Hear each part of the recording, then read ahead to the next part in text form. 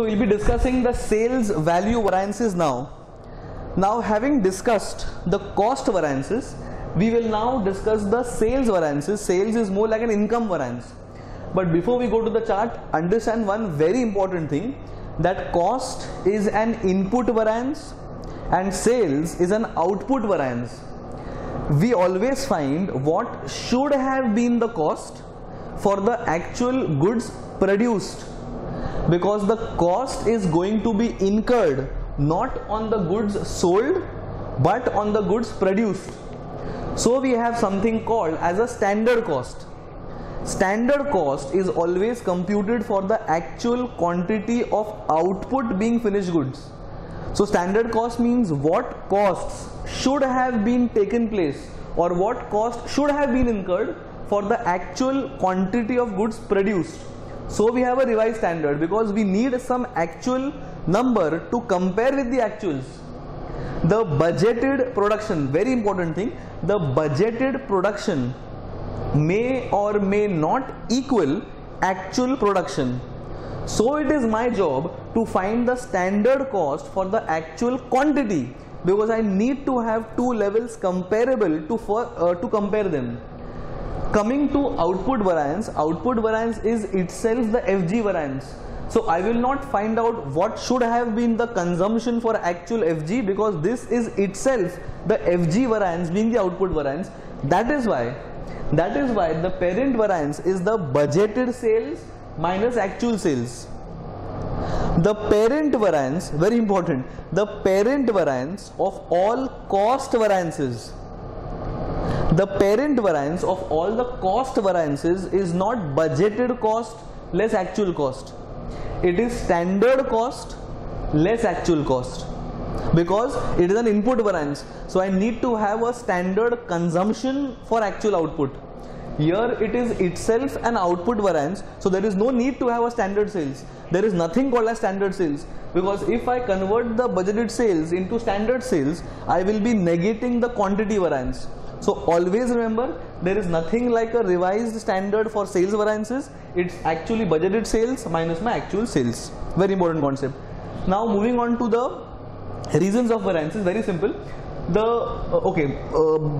Before the variances, the formula. The budgeted sales will obviously use the quantity I am budgeting, and since it is the budgeted sales, I will use the SP I am budgeting. Very simple. The actual sales will obviously use actual sales quantity, and I will obviously use actual selling price. Only then will I get the actual sales. So the budgeted sales and the actual sales will be using the budgeted quantity and the actual quantity, and the budgeted selling price and the actual selling price. That's my parent variance. Now moving on to reasons. One variance or one reason of the variance is selling price variance. This is more like a rate variance. So I compare standard rate less actual rate into my actual quantity. The same thing, standard selling price minus my actual selling price into actual quantity. But since I am doing sales variances, this actual quantity is not actual quantity produced, it is actual quantity obviously sold, because the parent variance here is the sales, and sales are obviously basis quantity sold. So standard selling price less actual selling price into my actual quantity sold is selling price variance. One reason of the sales being more or the sales being less is because of the quantity. So the budgeted sales quantity minus my actual sales quantity into my standard selling price per unit. In my cost variances also, I use a standard rate for the usage variance. The same thing, the volume variance will be using the standard selling price per unit to get the sales volume variance. I am not concerned that the actual selling price was more or less. I am only concerned with the volume here, so I will be using the standard selling price. Again, the volume variance comes into effect because of me changing the sales mix, or because of me changing the total sales quantity, that is A plus B plus C, assuming I have got 3 finished goods which are sold. So if I change the mix, I always apply the standard mix. I always apply standard mix on the actual sales quantity. So A plus B plus C actual quantity sold into the standard mix will tell me what should have been the mix for the actual quantity of goods sold. You sell the goods more or you sell the goods less, I am not concerned. I am only checking the mix here. So I apply standard mix on the actual sales quantity and subtract the actual sales quantity and into respective selling prices of the individual products will give me the sales mix variance. This is the change in the sales value because of me changing sales mix. See, my total sales could be 100 which I had budgeted. My actual sales could be 100 which I had budgeted. But if I am selling 100 in a different ratio than what I should have sold, the variance because of this is captured here in the sales mix variance. You will say, why will the mix variance come into being where 100 units are sold? It is because the mix has changed, and if the mix has changed and each finished goods having different selling price, the sales value will change. Then total quantity variance. Here I am concerned, okay, here I am not concerned with the mix. Here I am concerned with the total actuals. So if you had planned to sell A plus B plus C this much, and you have actually sold A plus B plus C this much, this is the total difference of all the goods, because the words used here are total, it is not individual.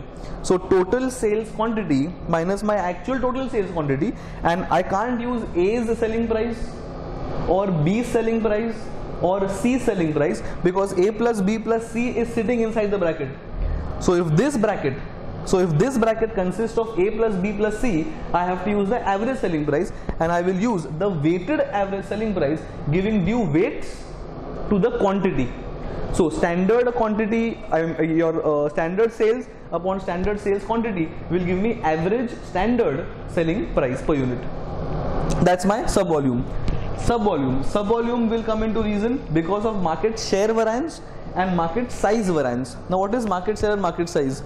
If at all you had thought that you will capture 10% market share, and if you have captured 12% market share, then the extra 2% that you have captured more is a market share variance, because you had thought to capture 10% but you have captured 12%. So because of this, there is a market share variance. You captured somebody else's share.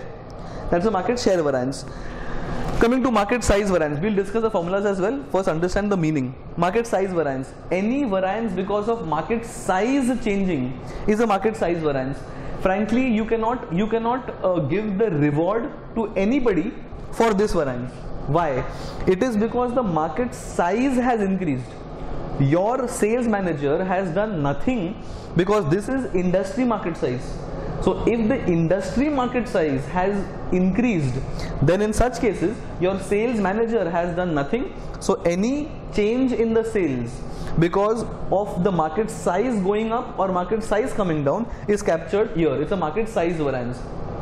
For example, just maybe 3 or 4 years back, every cell phone generally had one SIM card. But because of Jio coming in the market, most of the people are using 2 SIM cards. So I can say my SIM card market has increased. So if the SIM card market has increased, it's your manager's job to retain the market share as well. So nobody within the company has done something to increase the market size.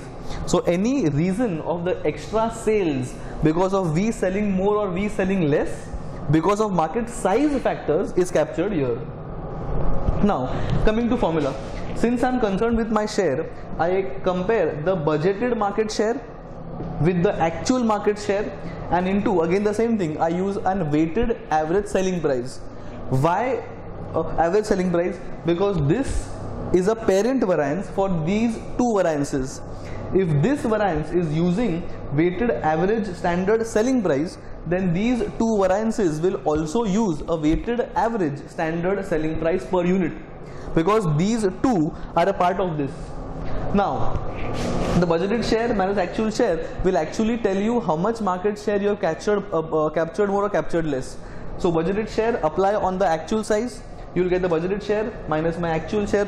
The question will be given with this figure, and into my weighted average standard selling price will give me the market share variance. Coming to market size, the budgeted market size minus my actual market size. Now this is going to give you the change in the industry market size, but we are doing the variances for one particular company. So the budgeted market size minus actual market size into the budgeted share of my company. this will give me that variance which comes into being because of market size increasing or decreasing. So this is, I cannot blame anyone for this, it is simply because of market industry or industry. So the budgeted market share less actual, budgeted market size less my actual market size into my budgeted market share, the whole into my weighted average standard selling price will give me the sales value variance because of market size increasing or decreasing. So that these are my sales variances ka parent variance and the entire analysis of the sales value chart variances. Thank you.